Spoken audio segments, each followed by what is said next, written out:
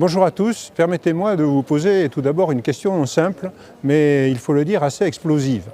Où va réellement l'argent que nous envoyons depuis des années à l'Ukraine? Cette question devient incontournable aujourd'hui avec l'immense scandale de corruption dans l'affaire dite Midas qui éclabousse des proches du président Zelensky. Des pots de vin présumés autour d'une entreprise publique du nucléaire en l'occurrence. Alors on parle pour l'instant de 100 millions d'euros détournés. Cela a nécessité des mois d'écoute, de perquisition chez plusieurs ministres d'un système en fait piloté par un homme d'affaires intime du pouvoir. Et pendant ce temps-là, en même temps si j'ose dire, l'Union européenne continue de verser des milliards d'euros. Nous en sommes depuis 2022 à 177 milliards et demi d'euros versés à l'Ukraine avec comme contribution française environ 8,6 milliards qui ont déjà été engagés. Et sachez-le, Madame von der Leyen, Bruxelles donc, la Commission européenne, demande un effort supplémentaire pour les États membres de l'Union européenne de 70 milliards pour 2026. C'est absolument considérable. Mais le plus sidérant, c'est le contexte dans lequel tout cela se produit.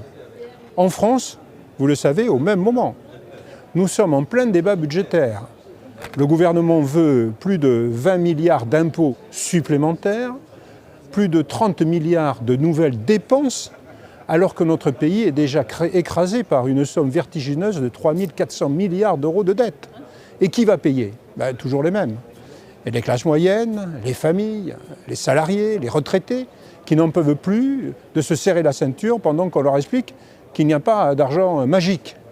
Eh bien si, il y en a, mais pas pour eux. Pour un régime où la corruption reste systémique, documentée et massive. Alors vous voyez naturellement l'absurdité.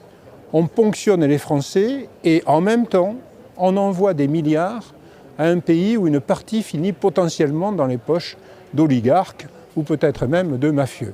Alors à un moment, et ce moment approche, nos compatriotes vont se dire ce que nous voyons déjà très clairement. Dans un contexte économique aussi étouffant, continuer à distribuer des milliards à un régime dont une partie est corrompue n'est pas seulement irresponsable, c'est une folie coupable. Bien sûr, il faut aider l'Ukraine, nous l'avons toujours dit, et l'aider dans sa défense face à l'agression russe.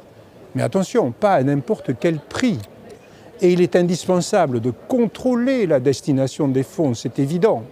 C'est pourquoi nous demandons un audit européen indépendant, complet, transparent, euro par euro, sur tous les versements effectués depuis 2022 par l'Union européenne et par la France. Chaque centime doit être tracé. Pas un seul ne doit se perdre dans les réseaux de corruption qui gangrènent le pays.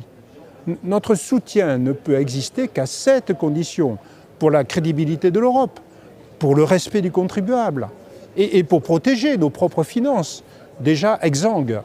Alors bien sûr, comptez sur nous pour interroger Bruxelles, pour refuser l'aveuglement volontaire, pour rappeler que la solidarité n'exclut jamais le contrôle. Naturellement, je vous tiendrai informé des suites. À très bientôt.